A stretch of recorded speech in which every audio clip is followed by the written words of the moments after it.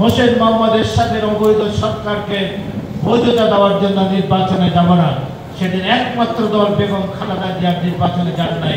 অনেকে বলেছিলেন বিএনপি নিঃশেষ হয়ে যাবে, সেদিন জামাত, আওয়ামী লীগ সহ অন্যান্য সকল রাজনৈতিক দল বৈধতা দেওয়ার জন্য শেখ হোসেন মোহাম্মদ এরশাদের নির্বাচনে অংশগ্রহণ করেছিলেন। কিন্তু বাংলাদেশের মানুষ বেগম খালেদা জিয়ার সাথে ছিলেন, সেই কারণে 90 গণঅভ্যুত্থানের পরে ধানের শীষকে ভোট দিয়ে বাংলাদেশের প্রথম মহিলা প্রধানমন্ত্রী নির্বাচিত করেছিলেন বেগম খালেদা জিয়া। এটি হলো ইতিহাস, এটা সত্য।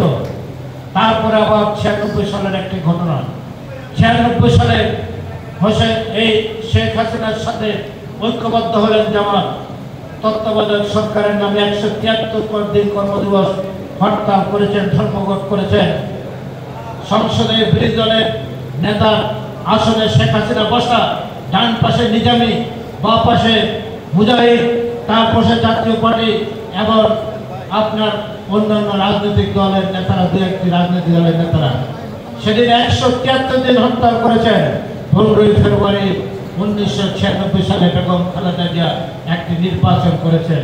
সেই নির্বাচনের মধ্য দিয়ে আমরা সে সংসদে ছিলাম, সারা রাত সংসদে অধিবেশন চলল। বেগম খালেদা জিয়া তত্ত্বাবধায়ক সরকারের বিল পাস করে 31 দিনের মধ্যে রাষ্ট্রপতির কাছে ক্ষমতা হস্তান্তর করে আসলেন। এদেশে কোনো একটি মানুষকে গুলি করে হত্যা করেন নাই, অবৈধভাবে রাষ্ট্রীয় ক্ষমতায় থাকতে চান নাই। দেশের মানুষকে ভালোবাসেন, গণতন্ত্রকে ভালোবাসেন, সেই জন্য সেদিন উনি ক্ষমতা হস্তান্তর করেছেন। তারপর 96 সালের 12 জুন বাংলাদেশে একটি নির্বাচন হয়। সেই নির্বাচনে শেখ হাসিনা প্রধানমন্ত্রী হয়। জাতীয়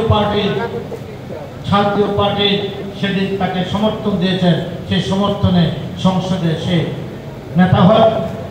আর সেই নির্বাচনে জামাত 3টি আসন পেয়েছিল মাত্র।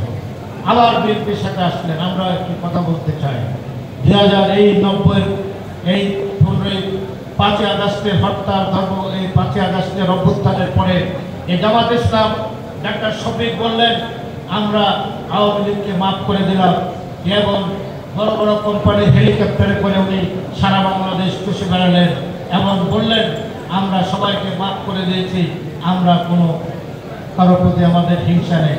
ভালো কথা, তাকে মাফ করে দিলেন উনি সমস্ত আওয়ামী লীগের।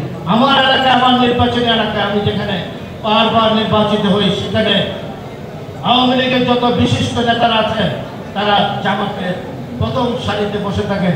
কিভাবে বলে, এরা আন্ডারগ্রাউন্ড ভাবে আমাদেরকে সহায়তা করতে, এরা আত্মপ্রকাশ করে নাই, ওরা আওয়ামী লীগের, বিএনপি, জামাতের নেতা।